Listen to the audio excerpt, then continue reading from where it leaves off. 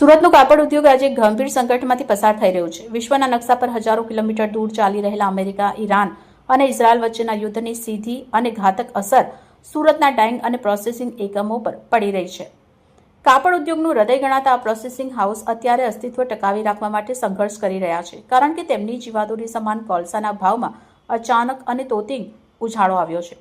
સુરતના textile processing હાઉસમાં મશીનો ચલાવવા માટે કોલસો મુખ્ય ઇંધણ છે. ખાસ કરીને ઇન્ડોનેશિયાથી આવતા કોલસા પર સુરતની મિલો નિર્ભર છે. પરંતુ યુદ્ધના કારણે આંતરરાષ્ટ્રીય સ્તરે શિપિંગના નિયમો બદલાયા છે અને દરિયાઈ માર્ગે માલસામાન લાવવો અત્યંત જોખમી અને મોંઘો બની ગયો છે. માત્ર 4 જ દિવસમાં પ્રતિ ટન કોલસાના ભાવમાં 800 થી 1200 રૂપિયાનો વધારો થવો એ સુરતના ઉદ્યોગપતિઓ માટે કલ્પના બહારની વાત છે. અગાઉ જે કોલસો ટન દીઠ 4000 રૂપિયામાં મળતો હતો તે હવે કિંમતી બની રહ્યો છે. સુરતમાં કુલ 400 થી વધુ ડાઇંગ અને પ્રોસેસિંગ મિલો કાર્યરત છે, જે દૈનિક અંદાજે 50,000 ટન કોલસાનો વપરાશ કરે છે.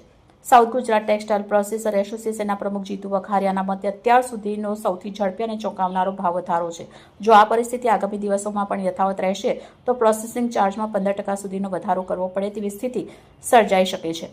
જો પ્રોસેસિંગ હાઉસ ભાવ વધારો કરે તો બજારમાં કાપડના ભાવ વધી જશે, જેની સીધી અસર કાપડના વેચાણ પર પડશે અને ભાવ વધારો નથી કરતા તે પ્રોસેસિંગ હાઉસ ખોટમાં ચાલશે અને અંતે મિલોને તાળા મારવા સિવાય કોઈ વિકલ્પ નહીં રહે.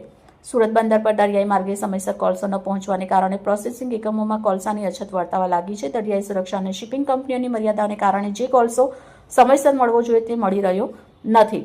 ટેક્સટાઇલ ઉદ્યોગ પહેલાથી જ મંદી અને સ્પર્ધાના દોરમાંથી પસાર થઈ રહ્યો છે. તેમાં ઇંધણના ભાવ વધારાએ જોખમ પર મીઠું છાંટવાનું કામ કર્યું છે. પ્રોસેસિંગ હાઉસના માલિક હાલ તો એવી આશામાં છે કે મિડલ ઇસ્ટની આ યુદ્ધની સ્થિતિ જલ્દી થાળે પડે અને ફ્રૂટ તેમજ કોલસાના ભાવ ફરીથી સામાન્ય સ્તરે આવે. પરંતુ જો આંતરરાષ્ટ્રીય મોરચે તણાવ યથાવત રહેશે તો સુરતના કાપડ ઉદ્યોગ માટે ગંભીર સંકટ ઊભું થશે.